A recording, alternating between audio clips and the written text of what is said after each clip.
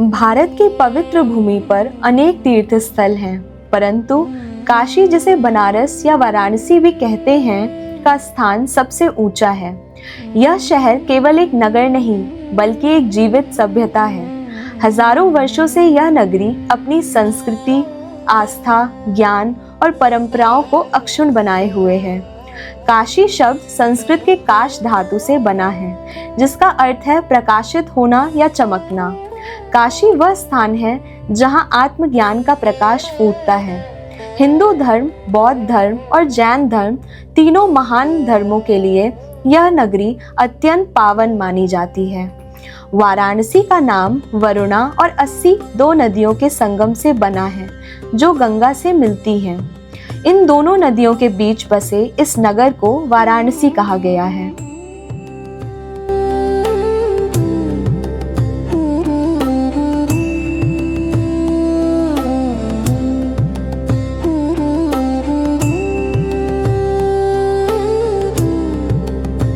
हमारा नाम परमेश्वर है और हमारा जन्म इसी काशी में हुआ है और मैंने 50 साल पहले भी इस काशी को बहुत करीब से देखा है। काशी आध्यात्मिक नगरी, विश्व का सबसे पुराना शहर है ये, और यहाँ 5000 से ज़्यादा मंदिरें, गली हो, रोड हो, हर जगह मिलेगा। इसमें बहुत सारी ऐसी मंदिरें हैं जो पौराणिक युग की हैं, जैसे दुर्गा मंदिर है, संकट मोचन है, बाबा विश्वनाथ का है। किसी समय में देवलोक से, कैलाश पर्वत से महादेव काशी आए थे माता पार्वती को लेकर, और बहुत समय बीत गया, भगवान विष्णु उनसे मिलने गए, कैलाश पर्वत, मुलाकात नहीं हुआ, और तब जाकर भगवान विष्णु को यहाँ पर नर के रूप में आना पड़ा। यहाँ पर नर के रूप में आए, महादेव से मुलाकात नहीं हुआ। काफ़ी तपस्या के साथ बाद महादेव का मुलाकात हुआ, भगवान विष्णु का। तब तक माता पार्वती बहुत ऊब गई थी और उन्होंने बार बार प्रयास किया कि महादेव कैलाश पर्वत फिर से वापस चले, लेकिन हर बार महादेव उनकी बात को इग्नोर करते रह गए। एक दिन माता पार्वती बड़ा जिद में आ गई कि अब तो आपका बात मानेंगे नहीं महादेव जी, अब आपको काशी से कैलाश पर्वत चलना ही होगा। तब महादेव समझ गए कि अब तो रहस्य बताने का समय आ गया काशी का। तब महादेव माता पार्वती को लेकर एक घाट पर गए। जिस घाट पर गए, माता का कुंडल गिर गया, वो मणिकर्णिका घाट के नाम से जाना जाता है। माता ने देखा कि चिताएं जल रही हैं। पूछा माता ने महादेव से कि चिता कैसी है, तो महादेव ने बताया कि जो हिंदू धर्म में कोई गुजर जाता है तो यहीं पर उनका दाह संस्कार किया जाता है, लेकिन इनको मुक्ति देने का काम हमारा ही है। माता ने जब इतनी बात सुना कि महादेव हमारे मुक्तिदाता है, तो दोबारा पूछा मैंने कि ऐसा ना हो कि हमसे गलती हो रहा हो। फिर दोबारा महादेव से पूछा कि महादेव बताइए, आप तो कहते हैं मुक्तिदाता है, हाँ मुक्तिदाता हम है, लेकिन क्या प्रभु, लेकिन ये कि जिनके मन कर्म वचन अच्छे होंगे उनको मुक्ति देने का काम हमारा है। तब से काशी मणिकर्णिका घाट बना और आध्यात्मिक नगरी काशी है ही है, मुक्ति धाम बना काशी, और यहाँ पर 5000 से ज़्यादा मंदिरें हैं। तो आप ये बताइए, आप कब से हैं यहाँ पे और कैसे लगता है? हमारा काशी में ही जन्म हुआ। ये स्वर्ग से प्यारा ये काशी है और विश्व का सबसे पुराना शहर है ये। कैसा लगता है आपको यहाँ पे? बहुत बेहतर लगता है, बहुत अच्छे। कितने साल से आप? हम तो ये 10 साल से ऑटो चला रहे हैं, और 10 साल में मैं जिसको घुमाता हूँ उसको काशी की पूरी महिमा हर मंदिरों की मैं बताता हूँ, और सनातन धर्म को आगे बढ़ाने का काम हमें मिला है जो आरएसएस से। और ये बताइए, जैसे यहाँ पे आप इतने साल से काम कर रहे हैं, ठीक है, कभी ऐसा मन नहीं किया बाहर जाने का, दूसरे शहर? नहीं, यहाँ काशी में जन्म लेने के बाद कहीं जाने का मन नहीं करता है। ये है काशी। यहाँ पर आप लोग भी आइए और मुस्कुराते आइए और मुस्कुराते रहिए। और काशी कई अर्थों में, माने गंगा तो है ही वहाँ जीवनदायिनी, लेकिन एक तरफ से आध्यात्मिक ऊर्जा को प्राप्त करने, पुनर्प्राप्त करने और उससे जीवन को संचालित और संचारित करने के लिए काशी से बड़ा कोई स्थान नहीं है। और अक्सर जो धर्मप्राण जन हैं, तो एक उनकी इच्छा रहती है कि कहीं कभी जाके काशी में बस जाया जाए। होता नहीं है, लेकिन एक सपना तो सबका चलता रहता है। और दूसरे जैसे राजा हरिश्चंद्र की याद भी आती है।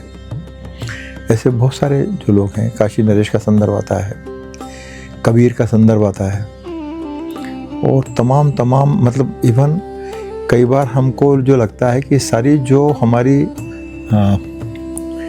वेद हैं, वेदांग हैं, उपनिषद हैं, और जो भी गंगा के किनारे होने के कारण एक जो पूरी सभ्यता का जो विस्तार है, जिसको हम गंगा की सभ्यता, गंगा के कछारों की सभ्यता समझ सकते हैं, वो काशी में आकर आपको बिल्कुल फलीभूत होती है या हमको चमत्कृत करती है।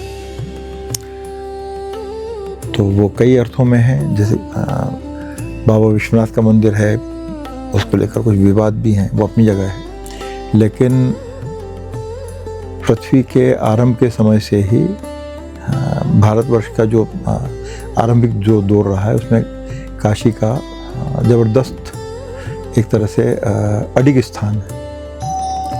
दूसरे इसके साथ साथ जैसे बीच में उसका नाम वाराणसी हुआ, फिर बनारस हुआ, तो अलग अलग कारणों से कहीं वो गंगा के अलावा जो नदियां हैं उसके कारण उसका हुआ है।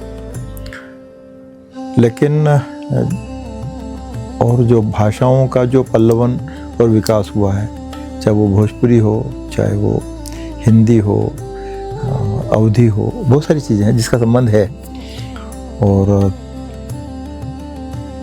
तो एक तरह से मान सकते हैं कि जब तक काशी है, जब तक अवंतिका है, तब तक भारतीय सनातन परंपरा हमेशा अमर रहेगी, अमृतत्व को प्राप्त रहेगी। दूसरा, अपने दौर में काशी ने इतना लंबा समय है, राजा हरिश्चंद्र का है, विश्वामित्र का भी संबंध आता है, वशिष्ठ हैं, अगस्त ऋषि वहाँ पर हैं, और वहीं से फिर वो महादेव महाकाल जो हैं उनको निर्देश देते हैं कि भाई दक्षिण में जाकर संस्कृति का उद्धार करना है। तो अगस्त जो हैं वो महर्षि वशिष्ठ के भाई हैं, और वो जाते हैं दक्षिण में, तमिलनाडु की स्थापना कर रहे हैं, और तमिल व्याकरण के वो पहले रचनाकार हैं। तो इस तरह से बहुत सारे संबंध हैं। इवन भगवान परशुराम जो केरल जाते हैं, तो ये उत्तर और दक्षिण की जो संस्कृति का एक तरह से संगम है, मेल है। ये सिलसिला आज का नहीं है, हजारों वर्ष पहले से भी चल रहा है। और शायद कोई भारतीय आख्यान ऐसा नहीं है जिसमें काशी का संदर्भ ना आता हो। जहाँ महादेव हैं, जहाँ पार्वती जी हैं, जहाँ श्री राम हैं, वहाँ सब मिलेगा ही। सिर्फ ये है कि हाँ, हम यूँ देखें तो श्री कृष्ण का संबंध कम आता है, लेकिन जैसे कि हम जानते हैं कि भारतवर्ष में या पृथ्वी पर नदियों के अवतरण के लिए, उनके संरक्षण के लिए महादेव की एक तरह से अद्वितीय भूमिका है। उसके साथ साथ चाहे वो श्री राम हो, चाहे वो देवी हो, तो इन सब का भी एक अनन्य संबंध नदी परंपरा के संरक्षण से रहा है। कि चाहे वो भगीरथ हो, पूरी जो परंपरा है भगवान श्री राम के पूर्वजों की, उसका बहुत एक तरह से बहुत ही गुंथा हुआ संबंध है काशी के साथ। तो जाहिर है कि काशी के बारे में जो विशेषज्ञ हैं वो शायद घंटों बात कर सकते हैं। वाराणसी नाम वरुणा और 80 दो नदियों के संगम से बना है जो गंगा में मिलती हैं। इन दोनों नदियों के बीच बसे इस नगर को वाराणसी कहा गया है। गंगा के पश्चिमी तट पर स्थित यह नगर लगभग 3000 से 4000 वर्षों से निरंतर आबाद है और इसे विश्व के सबसे पुराने जीवित नगरों में माना जाता है। हिंदू पुराणों के अनुसार काशी की स्थापना स्वयं भगवान शिव ने की थी। स्कंद पुराण के काशी खंड में वर्णित है कि जब ब्रह्मांड की सृष्टि हुई तब भगवान शिव और मां पार्वती ने इस पवित्र भूमि को अपना निवास स्थान चुना। काशी शिव की आनंद वन यानी आनंद की वाटिका है। पुराणों में वर्णन है कि प्रलय काल में जब समस्त पृथ्वी जलमग्न हो जाती है तब भी काशी अपनी जगह पर स्थित रहती है, क्योंकि यह भगवान शिव के त्रिशूल की नोक पर टिकी हुई है। इसलिए काशी को अविनाशी और अविमुक्त क्षेत्र कहा जाता है, वह भूमि जिसे शिव ने कभी नहीं छोड़ा। काशी सर्वतीर्थमयी, सर्वदेवमयी, सर्वमोक्षमयी। काशी खंड स्कंद पुराण। एक अत्यंत रोचक पौराणिक कथा के अनुसार एक बार भगवान शिव ने काशी को छोड़ दिया था। काशी में एक महान राजा राज करते थे, राजा दिवोदास। वे इतने न्यायप्रिय और कुशल शासक थे कि काशी में कोई दुख, रोग या पाप नहीं था। उन्होंने एक नियम बनाया था कि काशी में कोई देवता निवास नहीं करेगा, केवल मनुष्य रहेंगे। जब शिव जी काशी लौटना चाहते थे तो उन्होंने गणेश जी, सूर्य देव, ब्रह्मा जी और अंत में भगवान श्री विष्णु को दिवोदास के पास भेजा। परंतु हर बार दिवोदास की न्यायप्रियता और धर्मनिष्ठा को देखकर वे देवता भी उसी के भक्त हो जाते थे। अंत में भगवान विष्णु की माया से दिवोदास का मन वैराग्य की ओर मुड़ा और उन्होंने राज्य त्याग कर मोक्ष की प्राप्ति की। तब शिव जी ने पुनः काशी में प्रतिष्ठित होकर यह घोषणा की कि जो व्यक्ति काशी में प्राण त्यागेगा उसे वे स्वयं तारक मंत्र देंगे और वह मोक्ष को प्राप्त करेगा। काशी में एक अनूठी मान्यता है। यहाँ मरने वाले प्राणी को भगवान शिव स्वयं राम नाम का तारक मंत्र कान में फूंकते हैं, जिससे उसे मोक्ष की प्राप्ति होती है। इसलिए हिंदू धर्म में काशी को मोक्ष की नगरी कहा जाता है। मणिकर्णिका घाट इसी मान्यता का जीवंत प्रमाण है। यहाँ अनादिकाल से चिताएं जलती आ रही हैं। कहते हैं कि यहाँ की अग्नि कभी नहीं बुझती। परिवार अपने प्रियजनों को यहाँ लेकर आते हैं और उनका अंतिम संस्कार करते हैं, इस विश्वास के साथ कि उनकी आत्मा को मोक्ष मिलेगा। काशी में मरण मुक्ति, काशी में जन संसार। ऋग्वेद और अथर्ववेद में काशी का उल्लेख एक समृद्ध और शक्तिशाली राज्य के रूप में मिलता है।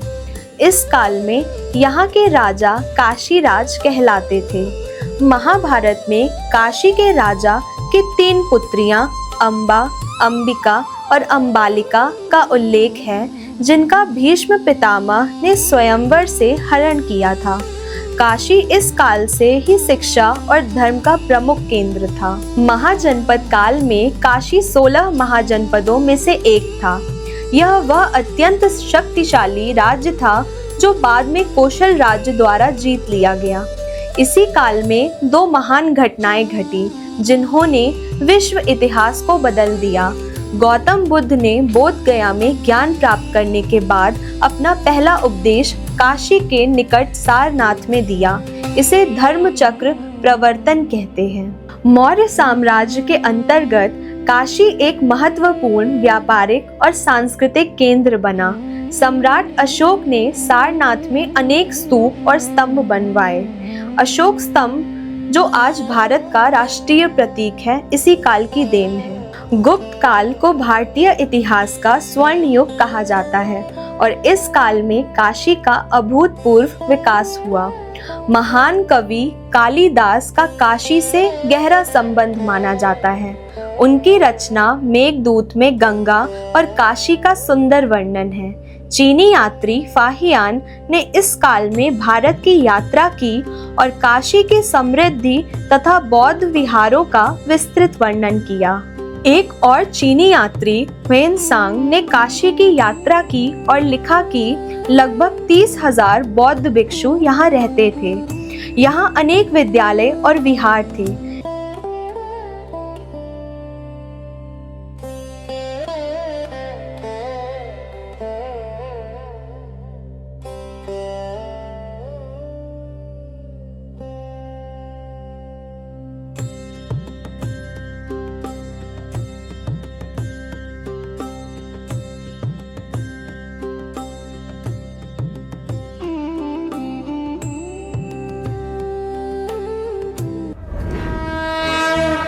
वयं राष्ट्रे जागृयां पुरोहितः। हम राष्ट्र आराधक भारतवर्ष को जागृत और जीवंत बनाएं। युग युगीन भारत के कालजयी महानायकों की तेजस्विता की गौरव गाथा